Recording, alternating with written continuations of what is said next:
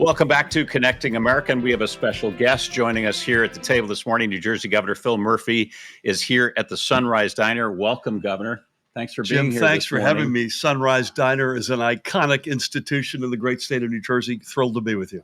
So we're wondering how you're feeling. The countdown is on to the end of your second term and the end of your governorship here in New Jersey. How are you feeling about that? You know, it's funny. I haven't given much. There's so much going on. I haven't given hardly any thought to the L word, legacy. Mm-hmm. People have started to ask me that over the past couple of months. We've got 3 months to go. We'll talk about legacy maybe a little bit later in the conversation then. Give that some thought, percolate, as we like to say here at the diner. Want to ask you, though, about who will be your successor, potentially.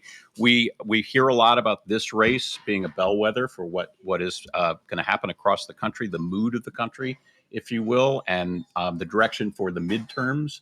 Why do you think, though, here in New Jersey, it's a blue state, 800,000 more registered Democrats than Republicans. Why is the race then between the Democrat, Mikey Sherrill, and the Republican, Jack Ciattarelli, getting tighter by the day, do you think? Yeah, I mean, it's the times that we're in, number one. Number two, New Jersey, as blue as it is, has historically elected reasonable Republicans. I'm not sure a MAGA endorsed Republican is reasonable. We'll leave that for somebody else to decide. But this is not a shock. President Trump lost by 5 points last year. He had lost by 16 or 17 in 2020. That happened in a bunch of blue states, not just New Jersey. So I'm not shocked. People are upset by what's going on in Washington. It's a close race for sure. Mm-hmm. I still think it's Mikey Sherrill's to lose. She's run a heck of a race. She's a super talent. But we'll see. The early in-person voting starts this Saturday. The game day is November 4. As you rightfully point out, New Jersey and Virginia governor's races are the first statewide up to bat after a presidential. Usually says a lot about the mood of the country. We'll see. Again, I'm with Mikey all the way.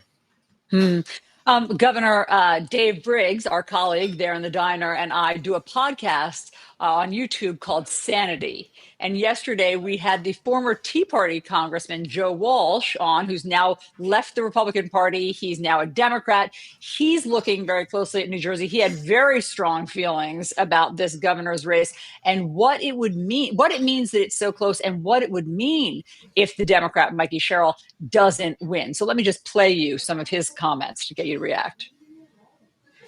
Yeah, if New Jersey goes red or Dave, even if Virginia is close, and it shouldn't be close, then Democrats have to engage in the mother of all gut checks, because then it almost doesn't matter who or what Trump is, and then it's all about Democrats. Then just gotta.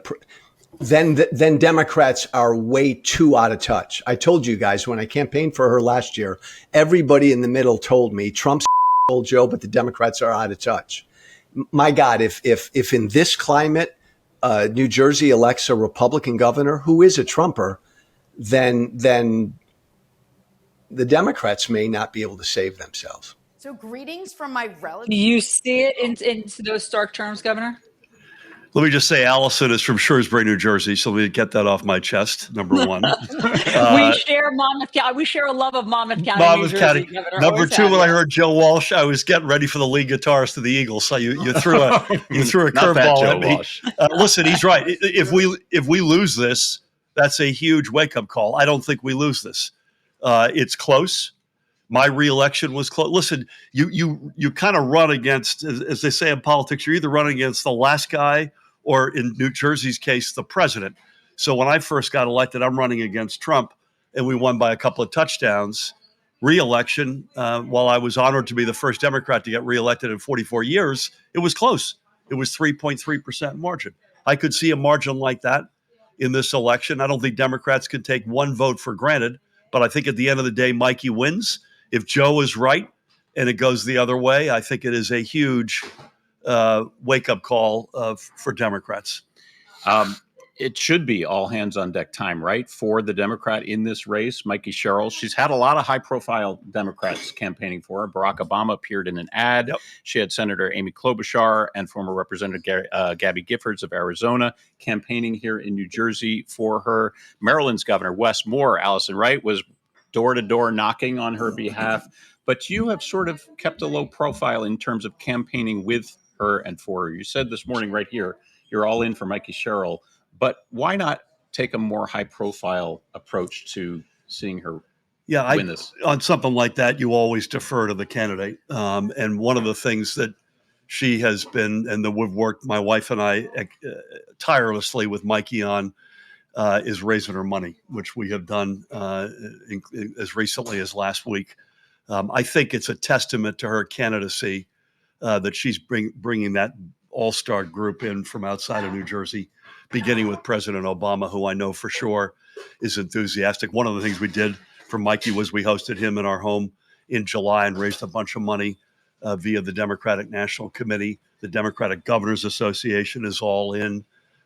She's a rock star. In baseball, you get this phrase, a five-tool athlete, somebody who can do it all, hit for power, run, good defense, etc. That's Mikey Sherrill. But just to be clear, she hasn't asked you to stay on the sidelines or maybe no, sort of behind the scenes. To the approach? contrary. We were together 2 or 3 times last week alone, including in rooms with a lot of people. So absolutely, we've got a great relationship. Not just Mikey and us, but our teams are very close and coordinate very carefully. Governor, I want to ask you about the government shutdown. We're now in the second longest shutdown in U.S. history. What is the most direct impact to New Jersey? And which party do you think constituents will ultimately hold responsible for this shutdown? Allison, on the latter, how could you not blame the Republicans? They control the White House, the House, and the Senate. Because as you know, Democrats are in themselves being obstructionist because they're stuck on the subsidies for the Affordable Care Act. They could say, okay, let's get that done later. Yeah. We will vote to pass this government shutdown to the continuing resolution. Yeah, I don't know why you trust let's vote on this later, number one, given the track record of the past 9 months. Number two, if you're going to die on a hill, I'm dying on the hill for more accessible, more affordable health care. That's an American ideal, American values. So I think the Democrats are completely right to die on that hill. In terms of impact, the literal impact, we're going to start to see in SNAP, WIC. These are programs, food stamps, monies for women and infant children. We're going to start to see that begin to bite in the next couple of weeks, unfortunately. And as usual, with the past 9 months, the folks who get hurt the most, the folks who get hurt soonest are the ones who are most in need.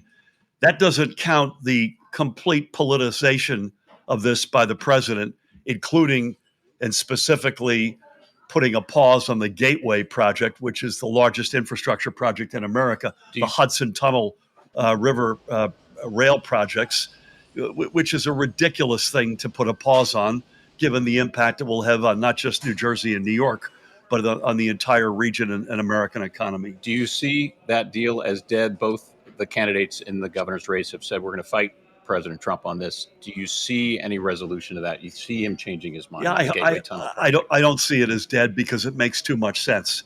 I think 90,000 construction trades jobs are associated with it. The impact is many billions.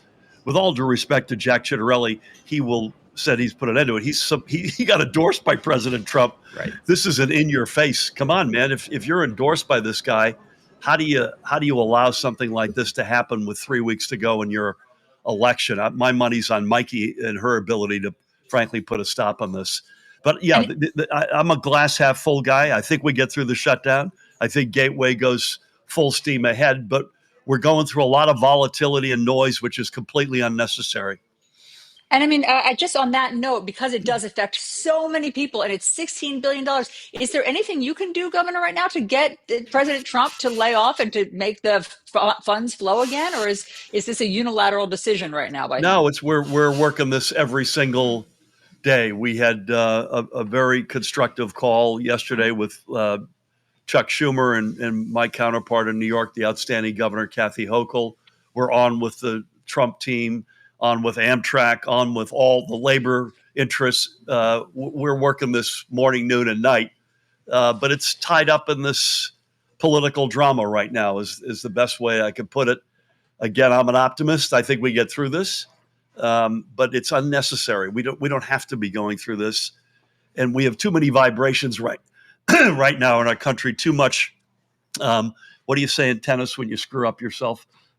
Self-imposed or Errors. unforced errors. Right yeah. now, we're a country of unforced errors. We don't need to be doing this to ourselves. And this is one, unfortunately, large example right now. You know, speaking of President Trump, I don't know if you saw that he posted on Truth Social last night about the governor's race here in New Jersey. He called Mikey Sherrill a, quote, stone cold loser. There's the post he put up, who will drive up your energy costs. And he said Jack Ciattarelli will bring energy costs down to a new low.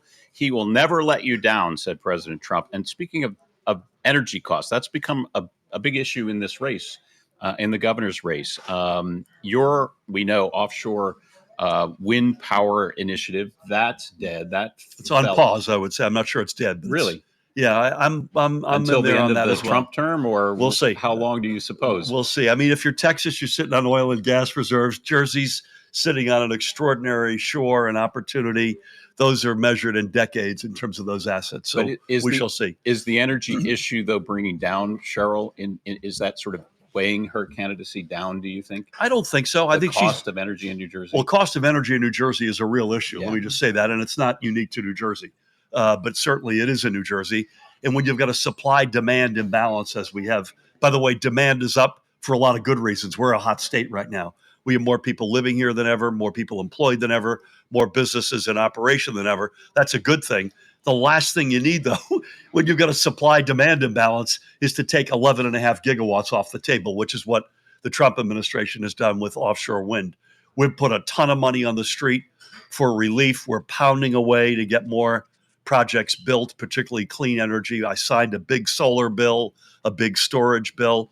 But Mikey's in the right place. She said, listen, day one, I'm gonna freeze. Now, I'm not sure I know exactly what that means, but I love that that's her touchstone, that's her sort of her jumping off place. I haven't seen hardly anything out of the other side, out of Jack's camp, that frankly impresses me on this front. My money's on her, period, but on this one as well. All right, and Governor. so Governor, Go I ahead. mean, we've talked a lot about Donald Trump. How big of a factor do you think President Trump is in the New Jersey race? And today, how would you describe your relationship with him? We've got a very, listen, New Jersey, you could argue, is his second state of interest behind Florida right now. He's had business interests and activities here over the decades, especially in Atlantic City. He has Bedminster. He is his home, his second home. He spends a lot of his summers here. So it's a state he knows well. We've had the ability to find common ground with him over the years. I think I'm the longest serving Democratic governor alongside President Trump as president. I'm not sure what that gets you, other than we have probably as good a sense as any in terms of how to deal with the administration. In terms of his impact, and with him personally, in terms of his impact on the race, I think it cuts both ways. It probably hardens a core base that is with him through thick and thin, that they're trying to sort of transit into Jack Ciattarelli's support.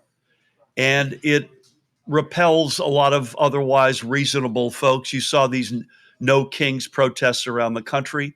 New Jersey was no exception. You saw thousands of people show up in places they usually, in many cases, don't show up. They showed up in Montclair, New Jersey. Well, I get that. They're going to show up in Montclair, but they showed up in a lot of towns that are a lot more purpley. And that's probably a very good sign for Mikey, and also an indicator that the president's sort of popularity or unpopularity, as it will, cuts both ways in an election like this. And when you see him belittling those who did turn out and calling them whacked out, what's your response to that? Offensive. Mm-hmm. It's not America. I mean, the whole making everything partisan is beneath the office of the presidency and the vice presidency, by the way. The vice president gave remarks to the United States Marines in California that jaw-dropping in terms of how inappropriate they were, how partisan they were. You just hope that these folks can get above all of this, whether it's the shutdown, whether it's people's right to protest, First Amendment rights generally. Let's turn the page and get to a better place right now. We're going to pause turning the page right now because we're going to take a break. And when we come back, we'll be joined by the First Lady as well. So don't go away.